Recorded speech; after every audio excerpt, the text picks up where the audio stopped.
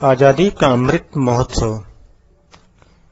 भूले बिसरे स्वतंत्रता सेनानियों को नमन करने के लिए एक छोटी सी पहल।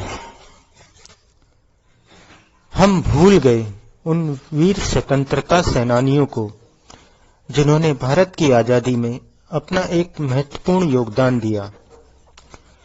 प्रगतिशील भारत की आजादी के 75 साल और इसके लोगों, संस्कृति और उपलब्धियों के गौरवशाली इतिहास को मनाने के लिए भारत सरकार की यह एक महत्वपूर्ण पहल है। हमारे माननीय यशस्वी प्रधानमंत्री श्री नरेंद्र मोदी जी ने 12 मार्च 2021 को साबरमती आश्रम अहमदाबाद से दांडी मार्च को हरी झंडी दिखाकर आजादी का अमृत महोत्सव का उद्घाटन किया। यह समारोह स्वतंत्रता की हमारी 75वीं वर्षगांठ से 75 सप्ताह पहले शुरू हुआ और 15 अगस्त 2023 को समाप्त होगा। उच्च शिक्षा विभाग, स्कूली शिक्षा और साक्षरता विभाग ने आजादी के अमृत के तहत विभिन्न गतिविधियों की योजना बनाई है। आजादी के अमृत महोत्सव के अनुसार हम आज एक ऐसे ही क्रांतिकारी व्यक्तित्व के बारे में जानेंगे जिनका नाम है अल्लूरी सीताराम राजू। अल्लूरी सीताराम राजू भारत माता के एक वीर सपूत हैं जिन्होंने मातृभूमि की बेड़ियों को तोड़ने के लिए अपने प्राण न्यौछावर कर दिए। उनका जन्म 4 जुलाई 1897 को हुआ था। काकीनाडा में अपनी पढ़ाई के दौरान श्री अल्लूरी सीताराम राजू एक उल्लेखनीय स्वतंत्रता सेनानी श्री मदुरै अन्नपूर्णैया और उच्च ख्याति के विद्वान रलापल्ली अच्युता रमैया के संपर्क में आए। आगे की पढ़ाई के लिए वे 15 साल की उम्र में विशाखापट्टनम चले गए। हालांकि उनकी पढ़ाई में ज्यादा रुचि नहीं थी, लेकिन वे उस समय भारत की राजनीतिक स्थिति के बारे में जानने के इच्छुक थे। रामाराजू की विस्मयकारी वीरता अभी भी तेलुगु व्यक्तियों के जीवन को प्रेरित करती है। अंग्रेजों के साथ उनकी लड़ाई केवल 2 साल चली, लेकिन उन्होंने भारतीय स्वतंत्रता। यह हमारा दुर्भाग्य है कि हमें रामाराजू के जीवन और उनके संघर्ष आंदोलन के बारे में बहुत अधिक नहीं पता है।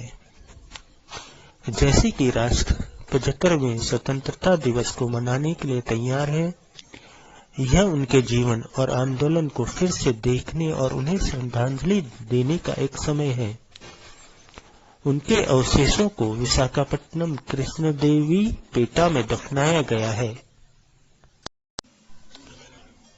बाल्यावस्था में रामाराजू के पिता की मृत्यु हो गई और उसके कारण उनकी स्कूली शिक्षा बाधित हो गई, जिससे वे तीर्थ यात्रा पर चले गए और अपनी किशोर अवस्था के दौरान पश्चिम, उत्तर पश्चिम, उत्तर और उत्तर पूर्वी भारत का दौरा किया। ब्रिटिश शासन के तहत देश में विशेष रूप से आदिवासी क्षेत्र में सामाजिक आर्थिक परिस्थितियों ने उन्हें गहराई से प्रभावित किया। इन यात्राओं के दौरान वह चटगांव, जो अब बांग्लादेश में है, में क्रांतिकारियों से मिले। रामाराजू ने अंग्रेजों के खिलाफ एक आंदोलन खड़ा करने का काम किया। उन्होंने पूर्वी घाट, जिसे अब विशाखापट्टनम और गोदावरी जिले के वन क्षेत्रों में घोषित किया जाता है, में आदिवासी क्षेत्र को अपना घर बनाया और आदिवासियों के लिए काम करने का फैसला किया। उन्होंने अपने चुने हुए रास्ते पर इतना भरोसा था कि उन्होंने एक रिपोर्टर को बताया, यह साक्षात्कार एकमात्र साक्षात्कार है जो संयोग से हमें मिला है कि वे 2 साल में अंग्रेजों को भारत भूमि से उखाड़ फेंकेंगे। 1857 में प्रथम स्वतंत्रता संग्राम के दौरान गौड़ भूमि कि हजारों जनजातियों ने अपने देश के लिए अपने प्राणों की आहुति दे दी।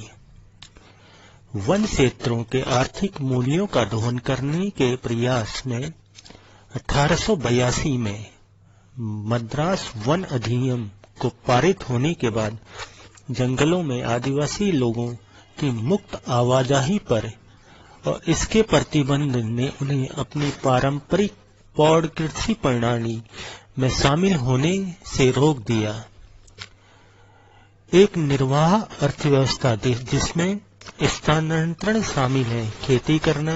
श्री अल्लारू सीताराम राजू आदिवासी से मिलने और उन्हें भारत की स्वतंत्रता के लिए लड़ने के लिए प्रेरित करने के लिए गौड़ भूमि के जंगलों में गए।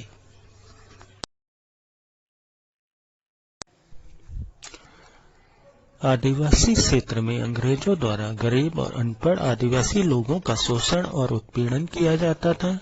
चूंकि आदिवासी अंग्रेजों के खिलाफ एकजुट नहीं थे, इसलिए इन्होंने इसका फायदा उठाया और आदिवासियों को उनके अधिकारों से वंचित कर दिया। श्री सीताराम राजू ने क्षेत्र के विभिन्न जातियों और लोगों को प्रेरित और एकजुट किया, उन्हें गुरिल्ला युद्ध के कौशल में प्रशिक्षित किया। अंग्रेजों के लिए एक आतंक साबित हुए। जल्द ही वह अपनी सेना के साथ दुश्मन पर हमला करने के लिए तैयार हो गए। 22 अगस्त 1922 को उन्होंने आदिवासी सेना के साथ 3 दिन लगातार पुलिस थानों पर हमला किया, जिसमें Chintapalli police station, Krishnadevi police station, Rajavommangi police station शामिल हैं। इस छापेमारी के दौरान उन्हें भारी संख्या में संगीनें, कारतूस और तलवारें प्राप्त हुई, जो आगे चलकर उनके संघर्ष में एक महत्वपूर्ण भूमिका अदा की। उन्होंने वीरप्पा डोरे को जेल से मुक्त कराया, जो एक क्रांतिकारी थे। ब्रिटिश सेना उनके कार्यों से सतर्क हो गई और सेना को श्री अल्लारू सीताराम राजू को गिरफ्तार करने के आदेश दिए गए।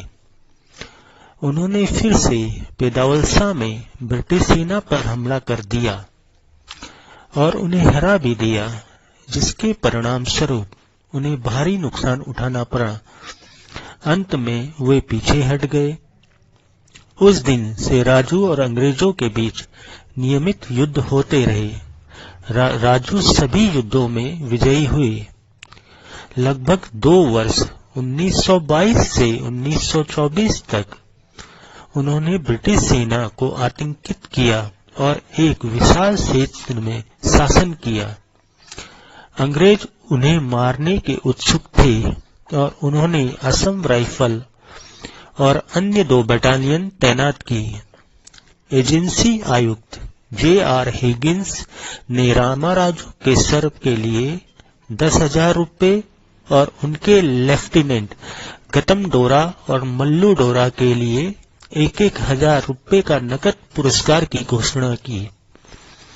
आंदोलन को कुचलने के लिए शीर्ष ब्रिटिश अधिकारियों के नेतृत्व में मालाबार स्पेशल पुलिस और असम राइफल्स के सैकड़ों सैनिक तैनात किए गए।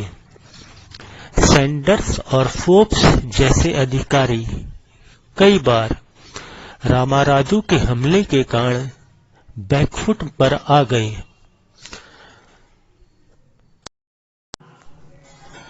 ब्रिटिश सरकार ने आंदोलन को कुचलने के लिए अप्रैल 1924 में T.J. रदरफोर्ड को नियुक्त किया। रदरफोर्ड ने रामाराजू और उनके प्रमुख अनुयायियों के ठिकानों का पता लगाने के लिए हिंसा और यातना का सहारा लिया। उन दिनों विद्रोह को हराने के लिए सरकार के द्वारा लगभग 40 लाख रुपए से अधिक का खर्चा करना पड़ा। यह रंपार विद्रोह की सफलता के बारे में बताता है। चेतापल्ली के जंगलों में ब्रिटिश सेनाओं द्वारा अथक पीछा करने के बाद 7 मई 1924 को राजू को पकड़ लिया गया और कयूरी गांव में पेड़ से बांधकर उन्हें गोली मार दी गई। ऐसे थे वीर शिरोमणि अल्लूरी सीताराम राजू।